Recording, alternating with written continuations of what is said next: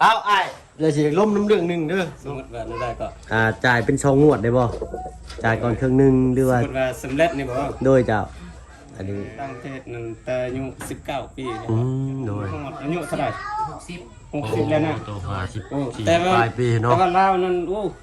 ยังงามเด้ยังงาม ก็ยังงาม ตูดหน้ายังหนุ่ม การกินยานี่มันต้องเป็นอาการได้จะถึงกินเด้อประตูเด้อนี่เห็นยาไม่ดีอยากกินก่อนตื่นนึกก่อยเนาะไตเพิ่นได้สิเพย์ คนกำลังคนบ่ได้สบายเด้อบ่กำลัง เดี๋ยวบ่เป็นหยังเนาะอันบอกว่าซื่อ อ๋อเนาะเปิดคลิปเปิดภาพมาอยู่บ้านซองเขาน้องต้นกล้าพี่น้อยเนาะโอ้ใกล้สิแล้วเลยเด้อบ้านนี้เนาะทางไอ้สร้างเป็นกระเรือขั้นตอนอีกเล็กน้อยไม่เชื่อล่าสรุปแล้วพ่อพี่น้อยเนาะ80สร้างมา80ถึงอีก10 90ผู้ใดพี่น้อยเนาะโอ้บ่ธรรมดาเบิดลายอยู่ตัวนี้เนาะ ขอโทษขออภัยพี่น้อยเนาะถ้าว่าสั่งผิดพลาดนี่ใดๆบอกกล้าไว้แล้วพี่น้อยเนาะเพราะว่าคันเฮาสั่งมาประมาณเพิ่มอีก70หรือว่า65แผ่นนี้ห้องนี้สิบ่พอเนาะเฮากะไว้เลยนะว่ามันต้องพอ80แผ่นเนาะคันเหลือก็สิเหลือไม้แป้นสีแดงอันนี้2แผ่นแต่ว่าเฮาสิเฮ็ดเป็นขันจังซี่เนาะเอาปลาลุงว่าใดๆเนาะคอมเมนต์เข้ามาเบิ่งเนาะเอาบันไดเพิ่นว่ามื้ออื่นสิเท่เนาะแต่ว่าทางเฮาซื้อสิ่งยังเข้ามาให้แหละเนาะสบายดีน้องต้นกล้าเอาเนาะมาเรียบร้อยเนาะลูกติ่งนับเบิ่งแล้วบ่ครบบ่3 มัดกับลูก1เนาะนะครับบ่นับก็ได้เนาะว่าพี่จะได้สิให้ขึ้นภาพไปเบิ่งเนาะเอาสบายดีทั้งประตูนำเด้อโดยทั้งแม่ตู้นำเอ้ยกะเนาะเอาเนาะพอดีมื้อนี้เนาะมาแจกไข่อีกแล้วเนาะเพิ่นได้ชื่อไข่มาให้พี่น้อยเนาะอ้าวนอนอะไรกันทั้งน้องน้อยเพิ่นหลายเทื่อเลยบ่ได้กินขนมเอ้าอันนี้ประตูไปตู้เจ้าของร้านเด้อนะบ่ขนมไปทางร้านจ้ะเด้อเนาะอันนี้แม่ต้องสร้างเพิ่นเนาะอันสร้างไอ้ลังในหลังเลยเด้อโดยขอบใจโอ้ยโดยบ่เป็นหยังจัก100เลยมื้อนี้300เลยบ่จักหากัน150บ่มีแต่150นี่ละ โอเคเอาเนาะเติมพลังก่อนเด้พี่หน่อยนะลูกตรงปิ่งชื่อมาตอนพอเพิ่นเกมาบ่ได้ตอนแรกที่จักไปเกเอาลูกติ่งใหญ่มาให้น้องเพิ่นมาให้อันอ้ายเพิ่นใส่ลาวมันได้ก่อนเนาะแต่พอดีทั้งลูกอันโยนใส่รถลุงแล้วก็ให้เพิ่นเข้ามาส่งพอดีทางข่อยก็ไปหาเสกอาการคนในรถน้ำพี่หน่อยเนาะโอ้บ่สบายเด้อมื้อนี้เด้อเนาะเสียงขึ้นจมูกมาเลยเอ้าผมเป็นยังมาพี่เนาะอึ๊บเอาพี่เอาพี่หน่อยเนาะพอดีทั้งที่เพื่อนให้ชื่อไปสั้นๆเนาะยับเขากันอีกเอาแซ่บบุกละแซ่บเนาะกินหวานลายบุดีเป็นวัดได้แซ่บบ่นี่แซ่บเนาะสบายดีแฮะตาลูกคนเบิ่งพูดเนี่ยมันพูด สบายดีเนาะดีพ่อบุญไว้ไปเลยนะว่าชีซื้อขนมมาฝากคนจะหลายรอบเอ็มบริษัทชื่อเสือก็ชื่อ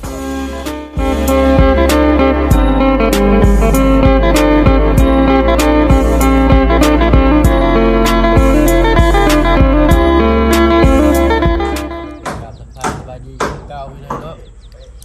แล้ววันนี้พอดีทางที่เป็นอยากเบิ่งแล้วคือสิอาหารบ่อย่างนี้ไปได้นะจะซื้อไข่มาให้ได้3แต่เด็กกันเป็นกินเถอะเนาะ เอาไว้ให้ช้างนั่นแหละ เป็นต้มไว้ทอดสร้างน้ำเนี่ยแล้วแต่สุดแล้วแต่เนาะอันนี้เป็นของเจ้าแล้วเจ้าสิแบ่งกันแต่แบ่งปันเป็นใต้ผมเป็นยังดีใจน้ำเนาะ ต้มบ่บัวบ่กินต้องกินนะ โดยแม่ไปหากินยังก็บ่ได้มื้อนี้ก็ไปแต่ได้แต่50,000นี่อันนี้ได้แสนนึง โดยได้50,000พุ่นเนาะโอ้เกือบ100 บาทเลยเอาดิเนาะพี่แต่เอาไปไว้เด้อลุงกาเด้อเนาะฝากเจ้าขบุญของคุณไปแล้วจื้อได้อยู่บ่ อยู่ได้ เอาตั้งใจเด้อเบิดสุขคนนั่นแหละเอายกน้ำมือขึ้นใส่หน้าอกแล้วก็ตั้งมุกตั้งใจเอาเนาะ เอาขอบใจหลายๆเด้อทั้งแม่ซีสวรรค์สุริยาไทยกับทางลุงและข อขอบใจหลายๆทางผู้ใหญ่ใจดีที่ได้มาซอยแล้วขอขอบใจหลายๆทาง FC ที่ได้มาเบิ่งขอขอบใจหลายๆขอสุขภาพแข็งแรงขออยู่ยังมันยืนขอจำลำรวยๆเด้อขอพิจารณาสิ่งใดขอให้ได้สิ่งนั้นให้ตื่นสิ่งใดตื่นมาได้เงินหมื่นเงินแสนเงินล้านเด้อทางไอ้พึ่งก็คือกันให้ไปตลอดปลอดภัยเด้อไปทุนทางขอให้ตลอดปลอดภัยขอให้อายุมันยืนเด้อถึงอ้าย แล้วขอขอบใจหลายๆใจหลายๆแรก สำนึกโอเคเลยเนาะอ้าวกับโมเมนต์ของเงินมาเพิ่งนะพี่น้องเงินพี่เป็นละเอาอาชาเป็นพันบุญกันซื้อหมดสบายก็ค่อยก็ได้เชียงเกียนนี่ใครใส่เสื้อแขนยาวสองโต้หูยาวนี่ ว่าอยู่ก็ได้ยาสิบพี่ก็มี ยาซาร่าดิซาร่าประตูผมว่าไปกินเบิดหรือจักอ่ะ บ่กิน4 เม็ด กิน4 เม็ด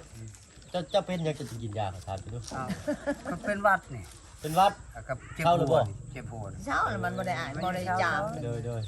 บ่ได้การกินยานี่มันต้องเป็นอาการได้จะกินเด้อประตูเด้อนี่เห็นยาไม่ดีอยากกินก่อนตื่นนึกก่อนเนาะไตเพิ่นได้สิเพเนาะ คนก็บางคนบ่ได้สบายเด้อบ่ กำลัง เดี๋ยวบ่เป็นหยังเนาะอันบอกไว้ซื่อๆนะ กำลังย่านตาย กินยาเกินขนาดกับบ่ดี ยัน ได้ ตาย ส บ่ อบไป ตายเนาะกินบ่ถึงเนาะ ยันตาย มันจะเป็นไข้จะเป็นไข้เนาะ เป็น ถ้า ไข้ ไปกินยาแก้เจ็บท้องมันก็บ่เศร้าแหละยาแต่ละชนิดมันจะมีของมีโรคภัยของมันเองเด้อเนาะว่านี่เป็นยาสลาบเลยเนาะโอ้ยบอกว่าสิกินเพิ่นตกใจเขาก็เลยถามเพิ่นว่าเป็นหยังเพิ่นเอาบ่เพิ่งเป็นคนเว้าโป่งๆเด้อพี่น้องเนาะก็ได้ผิดพลาดอะไรก็กราบขออภัยในเวลาเพิ่นว่ากินยาหรือยังเนาะ ยากำลังไข่ ก กำลังเป็นไข่ หลายเห็นขนมนะกินได้เนาะ ขนมกินบ่ได้แล้วเพิ่นเบิดอายุด้วยจ้ะ นั่นมันกินบ่ได้ มีอายุการใช้งานทุกสิ่งอย่างก็มีอายุของมันได้ กันว่ากินยาเม็ดใหญ่ กินได้ค่อยอ่านก็ไปกินได้ พอจะกินยาแล้วเนี่ยยานอนหลับเลย ฮะ อย่าได้รับกินบ่เนี่ย กันว่าบดีกินยาตัวนี้กันทานยาอะไรนี่เด้ โอ้ ช่องเม็ดเลยเนาะ แล้วเตได้ดีบอกเลยเนาะบ่ห้ามไว้บาดนี้เด้ออยากกินดูได้ กินขมังเลย เอาพี่น้อยเนาะดูขายญาตินี่ข่อย ขมังคนใจทุกคน บอกว่าจะกินเด้อยาน่ะทิ่มโลดเจ้าก็นอนรับอยู่แม่นบ่ บอกไม่ได้นอนเลยคืนนี้ นั่นแหละจังแค่จะกินยานั่นแหละ ไม่ได้นอนเลย เจ้าไปเฮ็ดหยังไปลินเช้าว่าจะมานอนบ่หลับ ไอนี่แหละเจ็บ เด้อ เป็น อ่ะ ไข้ตลอดน้ำหมอกตกมันเย็น เด้อ มันเย็นน้ำมอกตก เอาเนาะกินยาก็ให้เบิ่งนี่เด้อ อ่า เนาะยาแก้ปวดยาสลามิดขาวนั่นเด้อเพลงชิวขาวนั่นเขาเจ้าปวดหัวบ่เนาะรู้สึกสิเป็นไข้เป็นหวัดนี่กินตัวนั้น เป็นวัดแน่ อ่า จนจะบาด เขาไปถึกพี่ นั่นก็คือกันนายช่าง กันได้ที่ นาย พี่ ช่างก็เป็นคือกัน อันนี้แบบว่าถ้าทางพอตู้นี่ทำร้านก็บอกเลยอย่านั่นอย่านี่อายบอกเลยแต่แบบว่ากินตะบดตะพื้นร้านบูฮู้แหละโอ้ กิน แล้ว เด้ กั อน บ่เนาะบอกเลยเด้เฮ็ดได้สั่นขอยก็บ่จักคำสิบอกคือกันแล้วเนาะเอาคิดแต่สิให้ทางน้องต้นกล้าพาขึ้นไปเบิ่งลูกติ้งก่อนครบอยู่บ่เนาะไปก่อนบัดนี้เด้อมือมันจิต ใช่เนาะกินหืดกินยากะสมุนปวดหัวไปกินยาอันนี่จะท้องก็บ่เศร้าได้วางเด้อกินหืดกินยากินหลายบ่ดีเด้อเนาะพอลุง FC เพิ่นว่าคอมเมนต์มาไปหน่อยเนาะบันไดนี่งามบ่ซันเด้อพี่น้องเด้อโอ้ยเนาะเอานี่ละเบิ่งสิเบิ่งเด้อบ่ซันมันคมเพิ่นว่าได้พี่น้อยเนาะมันสิขึ้นง่ายเนาะง่ายถ้าเบิ่งบัตรใส่ลาวเด้ลูกติ่งใหญ่นี่มาแล้วเนาะแต่ก็ลูกติ่งน้อย3มัดละ2แทนหาเด้อพี่น้องเด้อเนาะก็ซ้ำนี่เลยเนาะเรือว่าถือกว่านี้บ่ซะซ้ำตัวเจนหานี่บ่ใหม่อันนี้นี่2เซนหาถือบ่หรือแพงจ้ะ มันนึงว่ะ เด้อ เงินเลยสนั่นเลย สำนั่นเนาะ โดย เล่นว่าข่อยซื้อแพงโพดอยู่ห้วยทวงเงินคืนได้ครับไปซื้อน้ำเพิ่นบ่ตัวดอกพี่น้อยเนาะเพิ่นฮู้จักอยู่ว่าเฮามาเฮ็ดซอยเวียกเพิ่น ตัวใหญ่ เพิ่นมีแต่สิลดให้อีกซ้ำเนาะบางทีเพิ่นก็เอาค่าส่งบางทีเพิ่นก็บ่เอาค่าส่งได้เนาะเป็นในเฮือนผมบ้านวัดอะไรแต่ว่าเอาใส่รถลุงมามื้อนี้เอาใส่รถลุงไว้แต่มื้อวานนี่ตอนแรงนั่นแหละพี่น้อยเนาะบ่ได้เข้ามาตอนแรงก็เลยให้เพิ่นเอาเข้ามาทิ่มไว้ให้นะแต่ อนแรกว่าข้าอ้ายเพิ่นสิฟ้าวเฮ็ดน่ะว่าสิเอาซ่อนสรุปจักรมาใหม่ตัวน่ะให้เพิ่นขึ้นนี่ก่อนว่ะเนาะเอาเอาไม่นั่นเอาจักได้บ่ ได้ตัวนั้นมันเบาอยู่ใช้ได้อยู่ใช้เบิ่งก่อนโถเนาะโอ้เขาว่าเฮามีเปิดประตูนี่คือสิดีอยู่อันนี้ก็ดีแล้วแหละอันนี้ก็ได้โอ้ย่านฝนมันสาดเนาะเปิดไปก็เจอต้นหมากลำไยเนาะแล้วบางเทื่อว่าอันนั่งบายประตูเพราะอยากกินหมากลำไยเนี่ยมันเป็นหมากนะมือหิ้วเอาโลด เอาเนาะเอาโดนหัวหมวนเด้อพี่น้องผิดพลาดประการใดก็ขอโทษขออภัยน้ำลาย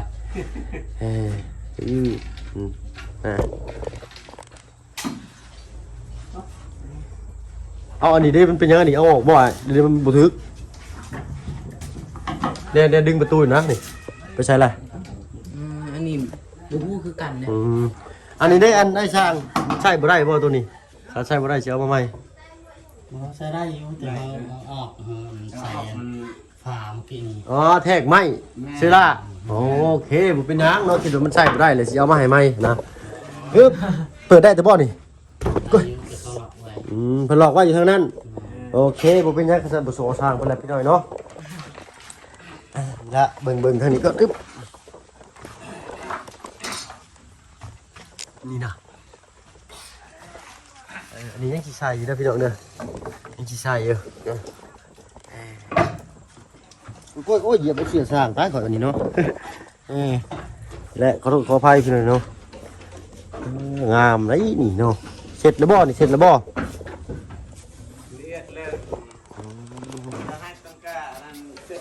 เสร็จแล้วนี่เนาะแต่ตอนเพิ่นยังบ่เอาลักลาดเนาะนี่เสร็จเด้อเนาะมันจะงามเลยนะแบบว่าบ่มีแนวใดสิข้างค่ามาเฮ็ดใหม่อีกนะเนาะเฮ็ดให้อ้ายเพิ่นจัดการก่อนพอคุ้มเลยนี่มันจะมาตกกระลางบ่นะเฮ้ยตกได้ฮะตกกระลางได้ฮะย่านสิพุ่นคือกันเนาะโดยย่านได้ว่าโอ้ข่อยแพ้พุ่นได้ถ้าพุ่นเข้าดังนี่มันเป็นวัดเนาะตะกี้อยู่กรุงเทพมีหน่อยเนาะพุ่นมันลายเป็นวัดคู่มือดีเลย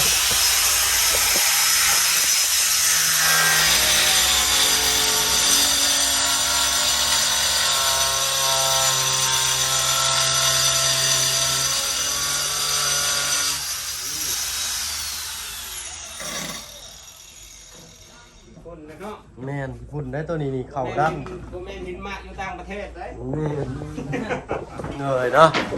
เอาไอ้เดี๋ยวสิล้มน้ำเรื่องหนึ่งเด้อเนาะถ้าว่าเงินค่าสร้างเขาบ่ทวงบ่ทัดนี่จ่ายไป2งวดได้บ่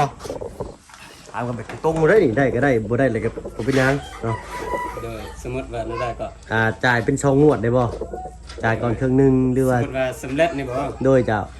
อันนี้ มันก็ได้อยู่ ได้อยู่เนาะโอ้ทางอ้ายเพิ่นใจดีพี่หน่อยเนาะขอบคุณหลายๆทั้งพี่เพิ่นกับผู้เดียวบ่ทวงบ่ทันหั้นนะเนาะปึ๊บเอาให้เพิ่นตัดที่ก่อนบัดนึงโอเคอีกมุมหน่อยนึงเนาะเอา เพิ่นล่มน้ำมา เพิ่นโทรมาล้มอยู่เนาะ แม่อันทางเมียของเราก็อยู่ โดยทางอันเมียอันพี่เพิ่นก็ล้มน้ำเนาะ โดย โดยโอ้ยเนาะ เราอยู่นั่นต่างประเทศนั่นแต่อายุ19 ปีแล้ว โดยอยู่ใกล้หิมะเลยเนาะ โดยจนหอดอายุเท่าไหร่60แล้วนะ โต50 โอ้ 4 แต่ว่า ปลายปีเนาะ แต่ว่าเรานั่นโอ้ยังงามเด้ยังงาม เป็นยังงาม ตูดหน้ายังหนุ่มเนี่ยบ่ โดย บ่แม่นวันหน้าเหี่ยวบ่แม่นหน้ายังเด็ก 30 มันมีโนดมันนี่โอ้งามเท่คือ เฮ้ยเก้ มันแบบตามเบิ่งแบบอันเราแบบอันด็อกเตอร์สไตล์แล้ว ต่อ เนาะ สุดท้ายคือด็อกเตอร์เนาะทั้งพี่วันนี้เนาะ แม่น โอ้ยเนาะเอาไอ้ช่างเพิ่นว่าทั้งพี่เพิ่นน่ะนะเนาะอยากคือด็อกเตอร์เนาะทางอันนี่ป้าเพิ่นก็ยังบ่ทันหล่าทันลงพี่เลยเนาะยังหนุ่มๆอยู่ทั้งบ่เพิ่งก็เคยเห็นเพิ่นเทื่อเดียวได้ เนาะ เดี๋ยวโทรมามื้อที่ไอ้มาหาเจ้าอยู่นี่เด้ โอ้โดยได้ เห็นนำกันเนาะไอ้สัญญาณก็บ่อยากดีพี่น้อยเนาะเห็นนี่ป้าเพิ่นเทื่อเดียวว่าซั่นซะเนาะโอ้เพิ่นก็ยังบ่ได้หล่าบ่ได้ลงได้ยังงามว่าซั่นซะคือว่าแหละเนาะอยู่ต่างประเทศเนาะ แบบอันเมียของเพิ่น ฮ้อน งา ง่าย ม ๆจักเนาะ หรือว่า การ แบบ ก็อยู่กันกินนำแน่แหละ แม่นว่าแบบม้ว ว่าน กระมวล หน้ายิ้มแย้มมันนะ ซั่นแลเพิ่นจังได้มา บุญวาสนาที่จองเกี่ยวมาใส่กันเนาะก็เลยได้มาสดซอยชาวบ้านเพิ่นเนาะอันนี้ก็จักแต่เดือนได้แล้วเฮาเริ่มมาเลยเนาะ ได้ก็ที่15นะแต่วันที่ 15เนาะ เดือน10 เดือน12บ่ อันนี้ก็สิเข้าเดือนหนึงนี่เนาะ แม่ ถ้าว่ามีของครบเนาะเอาเว้าแล้วก็เว้าอีกพี่น้อยเนาะเพิ่นว่า2ทิศบ่แล้วหรือ3ทิศ ค่อยกะว่า3ชีวิต อ๋อ37กับ21เนาะบ่ฮอดเดือนเนาะแต่นี่สิฮอดเดือนเพราะว่านี่แหละรอถ่าของน้ำแน่เนาะกับเวียกบ้านการเมือง แม่ บ่เป็นการเมืองหรอกพี่น้องเวียกบ้านแบบว่าตามหมู่บ้านนะงานแก้วงานดองบ่งานเข้าบุ้งเข้าโบสถ์บ่เนาะผูกคอผูกแขนนะแล้วเวียกบ้านนะเคยเนาะ แม่ เอ้านี่ก็ถือว่าไว้สุดเลยได้ดิบ่ว่าไว้สุดถือว่าไว้แล้วสำหรับเฮานะแต่ทั้งอ้ายเพิ่นนี่ยังว่าบ่ไว้ได้เนาะทั้งอ้ายหลังทั้งสร้างเพิ่นนี่นะเพิ่นว่าซ่าแล้วนี่ได้ป้าตัวหอม เล็กนี่ก็สร้างก็มีแต่เขาเอาตะปูกระตอกหรือว่าแตกบ่จักแต่ว่ามันจะแตกเขาเจาะเบิดเลยได้ อันที่ว่าน้องว่าคือตะกี้อะไรว่าถ้าว่าบ่อยากให้มันแตกนี่ต้องเจาะเอาสว่านเจาะพวกนี้ทั้งไอ้สร้างก็มีเครื่องมือครบเนาะ แม่นครับต้องใส่เวลาก็ได้ให้มืองามให้ต้นกล้ากับแม่ตู้ได้ เพราะว่าเอาเคยเห็นอยู่เอาเห็ดมาลายรังแล้วพี่น้องตอกตะปูนี่น้อยก็แตกได้เพราะว่าไม้เชล่านี่มันแตกพี่น้องต้องเขาต้องเจาะน้ำร่องก่อน มันคือไม่ธรรมชาติเนาะมันเป็นคือเด็ดมันสมังมังแม่นมันตอกมันเป็นบ่ได้ เป็นแผ่นยิบซ้ำยังไงซะ แม่น ยิบซ้ำอัดแผ่นใส่ลวดลายไม้ซื่อมืออื่นเนาะที่บันไดหน่อยเนาะ โดยมาต้นเศร้า ถ้าว่าเอามาให้เพิ่นแต่เช้าเนาะย่านเพิ่นเทบันไดก่อนพี่น้อยเนาะเอามืออื่นมาลุ้นเบิ่งนำกันพี่น้อยเนาะเอาบ่รบกวนได้สร้างเพิ่นแล้วให้เพิ่นเฮ็ดเวียกเพิ่นซาเนาะย่านเพิ่นจะฝากมาหาลูกหาเมียเนาะเนาะเอาเนาะสบายดีไอ้สร้างเบิดทั้งสองคนเด้อโดยป้าน้องต้นกล้าเฮาก็ได้เนาะเพิ่นเอาเพิ่นบ่รู้บ่ม่วนพี่น้องเนาะ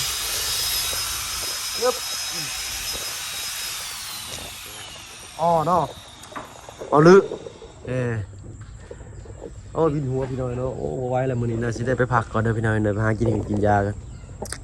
แบบฮ้อนๆวูบๆวาบๆในกระโตตอนนี้ฮะเป็นไข้แล้วบาดฮ้อนในพี่น้อยเนาะรู้สึกปวดกระต้นกระโตแล้วก็ฮ้อนเบ้าตานี่แม่นแล้วเป็นไข้นะตัวได้กินข้าวเช้าซะนี่ฮะตายครับบ่าย2บ่าย3เลย ให้ไปไปเด้อ เอารุ่นเบิ่งพี่หน่อยเนาะรุ่นเบิ่งนำกันว่าสิออกมาเป็นแนวใดแต่ซ้ำนี้ก็คือสิฮู้เลยแหละพี่น้อยมองภาพออกกันเลยว่าอ้อเนาะเอาลือเนาะเอามีแต่ทั้งร้านสิไปก่อนเด้อประตูเด้อเนาะสวัสดีจ้ะไปโดยไปแล้วน้องต้นกล้าไปหาผักเช้ากินหืดกินยาก่อน ไปทางโน้น เลยเนาะเอารถไปถิ่นเขาปูเลยก็เอาคนไปเช็คภาพกันพี่เลยเนาะคนในได้กระไข่คนกระไข่ประตูแล้ววะ เป็นเงินที่เลยมันดังทะยานเลยเดี๋ยวดังเลยกอกเสื้อสูบมันรวมแล้วเนาะเอาหมดเป็นยังมันขึ้นอยู่ตามระยะเวลาในการเดินทางอะไรไปหน่อยเนาะเขาเดินทางมานี่ก็200รอบก่อนเนี่ยก็แลนขึ้นมาก็แลนทัวเซโปนเนาะขึ้นไปฮอดภูเนาะบื้นภูรอบนั่นรอดมานี่ก็ถือว่าคุ้มเลยแหละรถนะเนาะ2 รอบเลยบ่ได้เปลี่ยนถ่ายอะไรข้างในมันเนาะก็มีแต่รอบนี้แหละเนาะเบิ่งก่อนเบิ่งเงินคำกำแก้ว3 บวกค่อยนอนก่อนให้ชาวกระบุงนุ่งสามกระตาไก่ตาบอดไม่งดขาหักกับบ่มีแล้วนี่พี่หน่อยเนาะ เอาบอกไปเรื่อยๆบ่เพิ่งก็ได้เนาะพ่อกันคลิปหน้าพี่หน่อยเนาะจะดีมีแฮงเบิดสุขส่วนที่เขามาหามาชมช่อง YouTube บ่เพิ่งเคยหลายคือเก่าไปแล้วพี่หน่อยเนาะสบายดีจ้ะ